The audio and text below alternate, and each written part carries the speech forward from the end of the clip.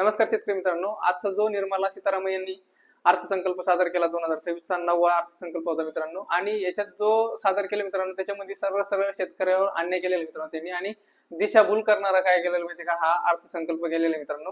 याच्यामध्ये त्यांनी सांगितलं की बाबा हा जो अर्थसंकल्प आहे तो गोरगरिबासाठी चांगला ठरणार आहे.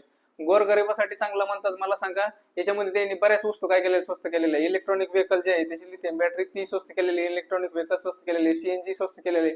यांनी सगळ्यात जास्त काय माहिती का, फोर व्हीलरच्या बाबतीत जास्त निर्णय घेतले.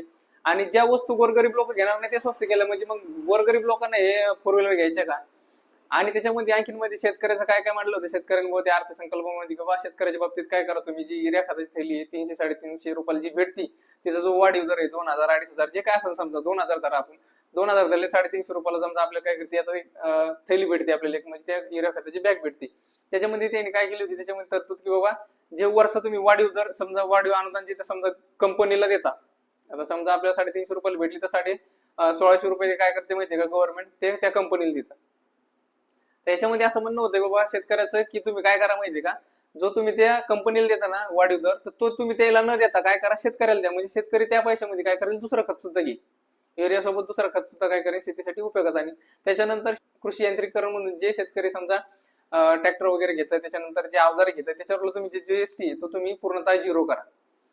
तर याच्यावर पण त्यांनी लक्ष दिलेलं नाही मित्रांनो. सिंचन साधने सुविधा जे असतात त्याच्यावर जो जीएसटी तो पूर्णपणे काय करा, कमी करा, झिरो करून टाका, म्हणून त्याच्यावर पण त्यांनी काही लक्ष दिलेलं नाही. त्याच्यानंतर खत, औषध, बी बियाणं जे होतं त्याच्यावर पण जो जीएसटी लागतो तो पण पूर्णपणे कमी करा, याच्यावर काही लक्ष दिलेलं नाही मित्रांनो.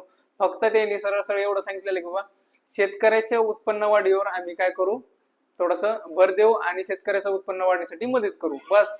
याच्याशिवाय दुसरं त्यांनी काही केलेलं नाही.